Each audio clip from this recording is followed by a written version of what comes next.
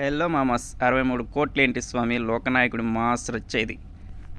లోకనాయకుడు కమల్ హాసన్ 3 ఏళ్ల క్రితం వరకు సరైన హిట్ కోసం ఎదురు చూస్తూ ఉండగా 'విక్రమ్' మూవీతో సెన్సేషనల్ కమ్‌బ్యాక్‌ను దక్కించుకోవడమే కాదు, తమిళ్లో రికార్డులను క్రియేట్ చేసి సంచలనం సృష్టించాడు. ఆ తర్వాత కమల్ హాసన్‌కి తిరుగులేని క్రేజ్‌ను మళ్లీ సొంతమయ్యేలా చేసి ఏకంగా ఆగిపోయినా అనుకున్న 'భారతీయుడు' సినిమా సీక్వెల్‌ను సైతం తిరిగి మొదలయ్యేలా చేసింది. ఆ సినిమాతో పాటు కమల్ హాసన్ ఇప్పుడు మణిరత్నం డైరెక్షన్‌లో 'థగ్ లైఫ్' సినిమా చేస్తుండగా, కొంచెం డిలే అవుతూ వస్తున్న ఈ సినిమా ఇప్పటివరకు మణిరత్నం కానీ, కమల్ హాసన్ కానీ టచ్ చేయని కొత్త పాయింట్‌తో రూపొందుతున్న సినిమా అని అంటూ ఉండగా, ఇతర స్టార్ కాస్ట్ కూడా సాలిడ్‌గా ఉన్న ఈ సినిమా వచ్చే నెలలో ఆడియన్స్ ముందుకు రాబోతూ ఉండగా, బిజినెస్ పరంగా జోరు చూపించడం మొదలుపెట్టింది. కాగా రీసెంట్‌గా సినిమా ఓవర్సీస్ రైట్ భారీ రేట్లకు అమ్మినట్లు ట్రేడ్‌లో సమాచారం.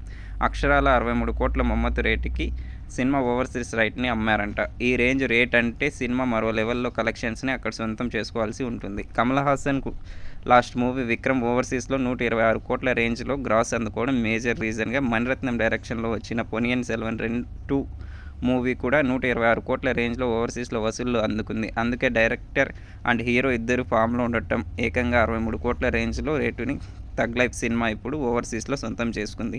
సినిమా అక్కడ హిట్ అవ్వాలంటే 130 కోట్లకు పైగా గ్రాస్‌ని అందుకోవాల్సి ఉంటుంది. కానీ కమల్ హాసన్ లాస్ట్ 'ఇండియన్ 2' అన్ని చోట్ల ఎపిక్ డిజాస్టర్ అయినా, ఆ సినిమా ఇంపాక్ట్ ఈ సినిమా మీద ఎంతవరకు ఉంటుందో చూడాలిప్పుడు.